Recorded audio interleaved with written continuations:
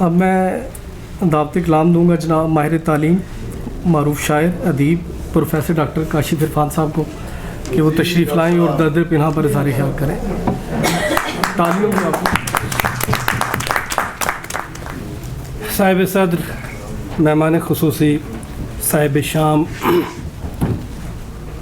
محبوب خزاں ایک شاعر تھے، بہت عمدہ شاعر تھے. کسی گیان کے لمحے میں انہوں نے کہا تھا کہ بات یہ ہے کہ آدمی شاعر یا تو ہوتا ہے یا نہیں.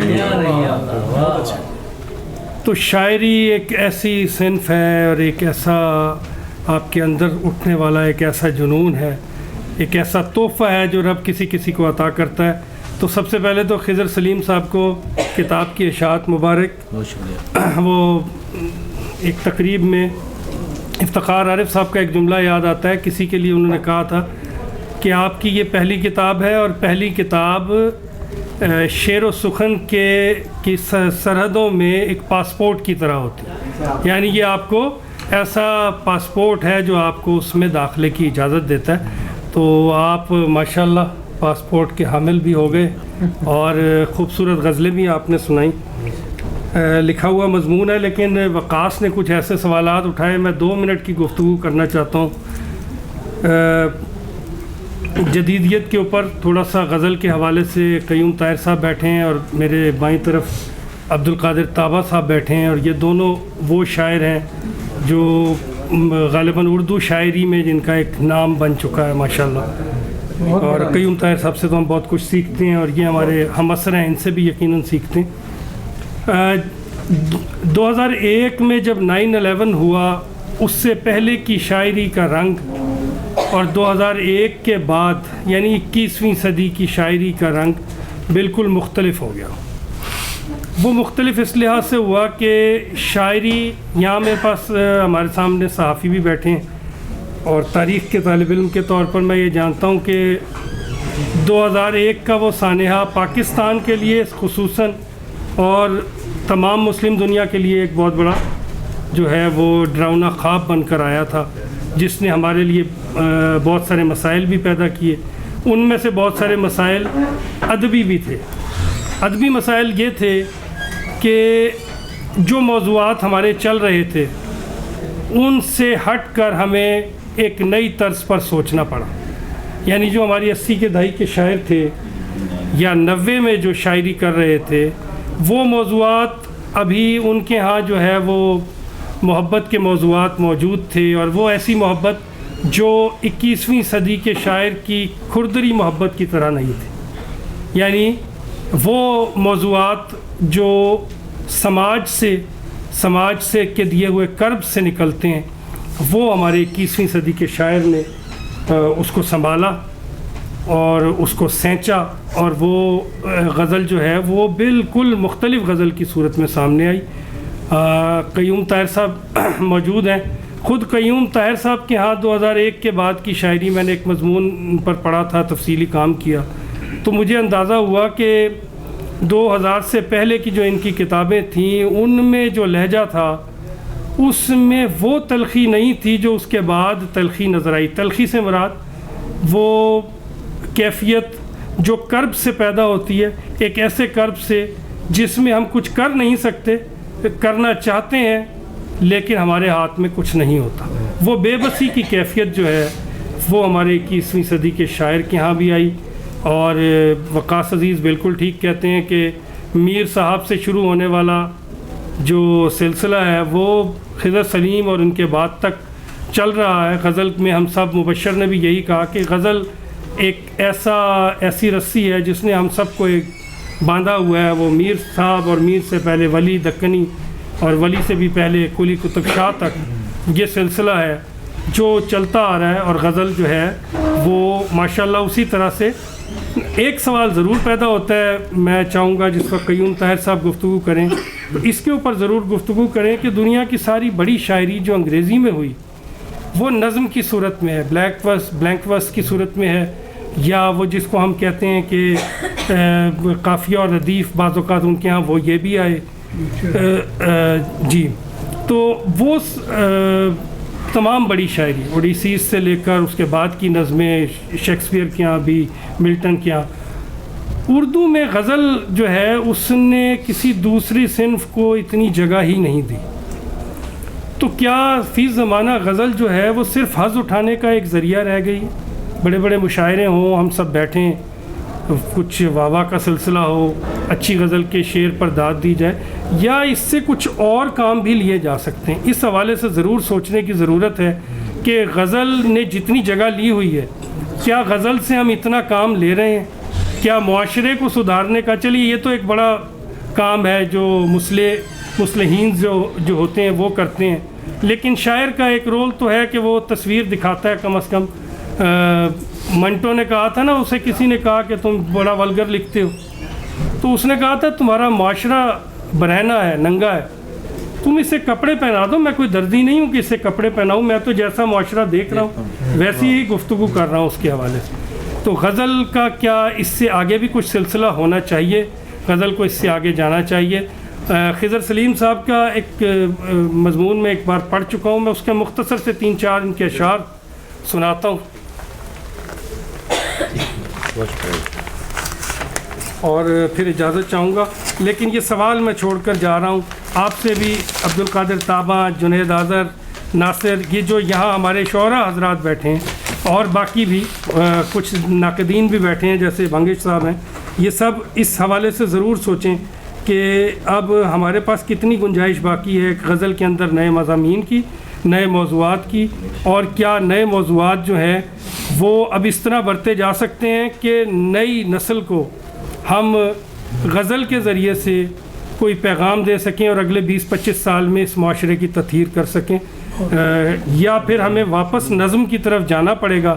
بڑی نظم فیض صاحب نے بھی کہی اور فیض صاحب سے پہلے بھی نظم کہی گئی. اقبال تو اس کی سب سے بڑی مثال اقبال ہے ہمارے پاس، ذوق و شوق ہے، یا حضرت خضر کے ساتھ جو گفتگو ہے ان کی وہ نظم ہے، بڑی نظمیں جو کہی گئی ہیں وہ موجود ہیں. تو کیا ہمیں واپس نظم کی طرف ہمارے بڑے شاعر کو، اہم شاعر کو جانا چاہیے یا نہیں جانا چاہیے؟ میں مضمون کی چند پیراگراف پیش کر کے اور پھر اجازت چاہوں گا. خضر سلیم کے مجموعہ غزلیات درد پنہاں پر اظہار خیال ہے، یہ عنوان ہے شاعر محبت خضر سلیم. اردو غزل کا سفر شاید اردو زبان کے آغاز سے جاری ہے. گویا کہا جا سکتا ہے کہ اردو زبان اور اردو غزل کا چولی دامن کا ساتھ ہے. فارسی کے کلاسیکی مضامین سے گھٹی لے کر دھیرے دھیرے آگے بڑھنے والی غزل نے ولی دکنی سے غالب اور 20ویں صدی میں اقبال سے ناصر، منیر، جان اور قیوم طاہر اور ان کے بعد کے تمام اہم شعراء تک بہت طویل سفر طے کیا. لیکن اس طویل سفر میں غزل کے رخ پر ہر گزرتے دن کے ساتھ تازگی کے آثار نظر آتے ہیں. 21ویں صدی میں اردو غزل نے سماجی اور سیاسی موضوعات کے لیے بھی اپنا دامن وسیع کیا اور محبت کو بھی نئے زاویوں سے دیکھنے کا اہتمام کیا. خضر سلیم بھی غزل کے ہزاروں اسیروں کی طرح ایک ایسا اسیر ہے جو غزل کے کوچے میں نووارد تو ہے لیکن اپنی شاعری کے اعتبار سے قطعاً نو آموز نہیں ہے. سیپ میں بوند مر بھی سکتی ہے، زندگی ہے مکر بھی سکتی ہے، اور یہ کائنات جھوٹے خداؤں کی زد میں ہے، یہ کائنات جھوٹے خداؤں کی زد میں ہے، سو اب تلاش حق کو اتارا گیا ہوں میں، اور لوگ تصویر ہوئے جاتے ہیں، تیری تصویر جہاں ہوتی ہے. گلشن اجڑ چکا ہے تو میں خانہ بند ہے، جام و سبو کہیں نہ میری جام ملا تو پھر. اب یہ پھر کے ساتھ بہت خوبصورت غزلیں کہی گئی ہیں.